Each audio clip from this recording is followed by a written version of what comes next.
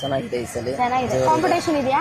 Competition ಇದೆ, fight ಇದೆಯಾ? Fight ಬಹಳ ಇದೆ. ಹಾ ನೋಡ್ಬೇಕು ಈ ಸಲ ಇನ್ನು ಯಾರು ಗೆಲ್ತಾರೆ ಏನು ಅನ್ನೋದು ಗೊತ್ತಿಲ್ಲ. ಹಾ ಬಟ್ ಇಬ್ರು ಒಳ್ಳೆ ಫೈಟ್ ಮಾಡ್ತಿದ್ದಾರೆ. ಹಾಗಾಗಿ ಸೊ ಈಗ ಸಮರ್ಥ್ ಮತ್ತೆ ಶ್ರೀನಿವಾಸ್ ದಾಸ್ ಕರಿಯಪ್ಪ, ಹೌದು. ಸೊ ಇಬ್ರು ಒಂದ್ ಸ್ವಲ್ಪ ಒಂಥರ ಹೊಸ ಫೇಸ್ ಅಲ್ಲ? ಇಬ್ರು ಹೊಸ ಫೇಸೆ.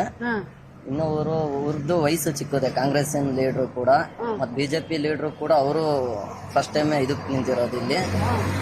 ನೋಡ್ಬೇಕು ಮೇಡಮ್. ನೀವೇನ್ ಹೇಳ್ತೀರಿ? ವ್ಯಕ್ತಿ ಒಳ್ಳೆ ವ್ಯಕ್ತಿನ ಆಯ್ಕೆ ಮಾಡ್ಕೊಂಡಿದ್ದಾರೆ ಬಿಜೆಪಿಯಿಂದ. ಹಂಗಾಗಿ ನಾವು ಮತ್ತೆ ಸಮರ್ಥ ಎದುರುಗಡೆ ಶ್ರೀನಿವಾಸ್ ದಾಸ್ ಕರಿಯಪ್ಪ ನಿಲ್ತಾರ?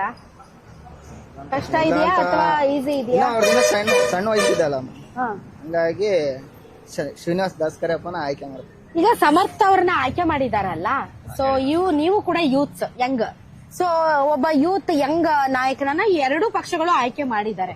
ಸೊ ಇದೊಂದು ಹೊಸ ಟ್ರೆಂಡ್ ದಾವಣಗೆರೆಗೆ. ಟ್ರೆಂಡ್ ಅಂದ್ರೆ ಇದೆ, ಇಲ್ಲ ಅಂತ ಹೇಳ್ತಿಲ್ಲ. ಸಮರ್ಥ ಒಳ್ಳೆ ಕ್ಯಾಂಡಿಡೇಟ್, ಇಲ್ಲ ಅಂತ ಹೇಳ್ತಿಲ್ಲ. ಅಂದ್ರೆ ಐಂದ ವರ್ಗಕ್ಕೂ ಕೊಟ್ಟಿದ್ರೆ ಚೆನ್ನಾಗಿರ್ತಿತ್ತು ಆ ಪಕ್ಷದಿಂದ. ಕೊಡ್ಲಿಲ್ಲ. ಅವರು ಕೊನೆವರೆಗೂ ಕೇಳಿದ್ರು, ಆಗುತ್ತೆ ಅನ್ಕೊಂಡಿದ್ರಲ್ಲ ಐಂದ ವರ್ಗದವರು, ಆದ್ರೆ ಆಗ್ಲಿಲ್ಲ. ಒಂದ್ ಸ್ವಲ್ಪ ಕಾರ್ಯಕರ್ತರು ಗ್ರೌಂಡ್ ಒಳಗಿಂದ ವರ್ಕ್ ಮಾಡಿರ್ತಾರಲ್ಲ, ಅವ್ರಿಗೆ ಕೊಟ್ಟಿದ್ರು ಚೆನ್ನಾಗಿರ್ತಿತ್ತು. ಇದು ಒಂಥರ ಕುಟುಂಬಕ್ಕೆ ಮೇನ್ ಕೊಟ್ಟಂಗಾಯ್ತು ಕಾಂಗ್ರೆಸ್ ಪಕ್ಷದಿಂದ.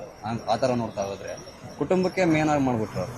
ಐಂದ ವರ್ಗದವರು ಬಹಳ ಪಾರ್ಟಿಗೋಸ್ಕರ ದುಡಿದು ಹಗಲು ಇರು ಶಾಮೂರ್ ಅಪ್ಪಾಜಿಯವರಿಗೆ ಕೊನೆವರೆಗೂ ದುಡಿದು ಕೆಲಸ ಮಾಡಿದ್ದಾರೆ. ಅವ್ರಿಗೆ ಯಾರಿಗೂ ಚಾನ್ಸ್ ಕೊಡ್ಲಿಲ್ಲ.